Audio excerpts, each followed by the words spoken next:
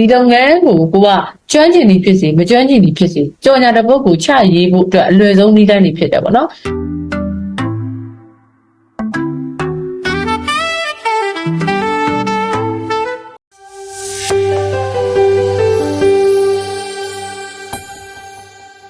ကြော်ညာရင်းနှီး formula တွေကြတော့လေသူကဘယ်လိုအချိန်မှသုံးတဲ့လဲဆိုတော့စိတ်ပါသည်ဖြစ်စေမပါသည်ဖြစ်စေဒီလုပ်ငန်းကိုကကျွမ်းကျင်နေဖြစ်စေမကျွမ်းကျင်နေဖြစ်စေကြော်ညာတစ်ပုဒ်ကိုချရေးဖို့အတွက်အလွယ်ဆုံးနည်းလမ်းတွေဖြစ်တယ်ပေါ့နော်များသောအားဖြင့် formula ပဲဖြစ်ဖြစ်ကျမတို့ဘယ်လိုအကြောင်းအရာမျိုးမဆိုပေါ့နော်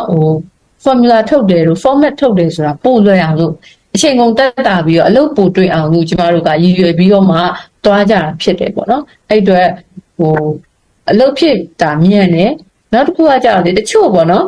တချို့လုပ်ငန်းတွေကြတော့ formula အတိုင်းအမြဲတမ်းရေးလို့မရတဲ့ဟာမျိုးရှိတယ်နည်းနည်း creative ဘက်ကိုတွားရမယ့်လုပ်ငန်းမျိုးတွေရှိရပေါ့နော်အဲ့လိုဟာမျိုးဆိုရင်ကျမတို့ကနည်းနည်းလေးပို့ပြီးတော့မှအားစိုက်ရတယ်နောက်တစ်ခုကတော့emotion နဲ့ပို့ပြီးတွားရတဲ့ဟာမျိုးတွေရှိပါတယ် format တကြပေါ့နော်အရင်စီးပွားရေးဆန်စရာမလိုဘဲနဲ့နည်းနည်း storytelling လုပ်ရမယ့်အပိုင်းတွေရှိရပေါ့နော် storytelling လုပ်ပြီးမှလူတွေကို hack ထိရမယ့်ဟာမျိုးတွေတွားတယ်formula တွေကြတော့ဘယ်မှာသွားသုံးတဲ့လဲဆိုတော့ logical mind ပေါ့နော်အုံနောက်ရဲ့သူတို့ရဲ့လူတွေရဲ့ချက်ကြလက်ကြတွေးတတ်တဲ့အခါတွေအတွက်ကို formula တွေကအသုံးတဲ့တယ်ဒါပေမဲ့တခါလေကြာ emotional နဲ့သွားတဲ့အခါမျိုးတွေကြတော့ formula တွေကနည်းနည်းလေးပြောပါလို့စီးပွားရေးဆန်တယ်လို့ခံစားရတာမျိုးရှိတတ်တယ်သိလားအဲ့တော့ချို့ပါလေဆိုရင်စီးပွားရေးဆန်ရေးရမယ့်အပိုင်းတွေမှာစီးပွားရေးဆန်ရေးရမယ်တချို့က long form ပေါ့နော်ရှည်ရှည်ရေးရမယ် data များများပေးရမယ်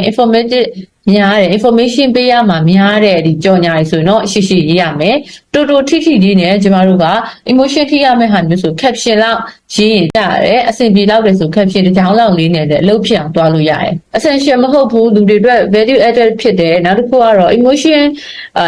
ကိုပို့ပြီးမှ support ဖြစ်စေမဲ့ပစ္စည်းမျိုးပေါ့ luxury ပစ္စည်းမျိုးတွေရောင်းတဲ့အခါကျရင်ကျမတို့ကlogical mind ကိုအများကြီးသုံးလို့မရဘူး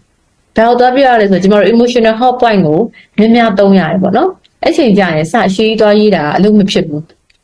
လုပ်ငန်းတွေကကြတော့ formula နဲ့ကြိုက်တယ်တချို့လုပ်ငန်းတွေကြတော့ကျမတို့ storytelling နဲ့ကြိုက်တာမျိုးတွေလည်းရှိနိုင်ပါတယ်နောက်ပြီးတော့emotion နဲ့ရေးရတဲ့ဟာမျိုးတွေလည်းရှိရပေါ့နော်ဘာပဲဖြစ်ဖြစ်ပါအလုပ်လုပ်ကြတဲ့အခါမှာကျမတို့ကကိုယ့်ရဲ့ client ရဲ့ niche and want နဲ့လည်းဟိတ်ကြိုက်ဖို့လိုတယ်ပေါ့နော်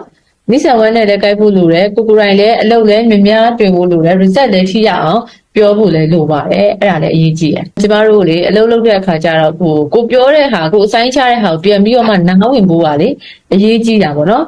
မဟုတ်လို့ရှင်ခရီးမပေါက်ဘူးအလဲမှနဲ့ရှုပ်တယ်ကိုလိုချင်တာတခုသူရေးပေးတာတခုတော့သူကလည်းဘာလို့ချင်လဲကိုကလည်းဘာပြောနိုင်လဲဆိုတော့ data မပြောနိုင်ဘူးပေါ့နော် briefing data မပေးနိုင်တဲ့အခါမှာအလုပ်တွေမဖြစ်ကြဘူးပေါ့နော်ဆိုတော့အခုလိုမျိုးလေးတည်သွားတော့ပို့ပြီးတော့မှအလုပ်ဖြစ်ကြတာမျိုးရှိပါတယ်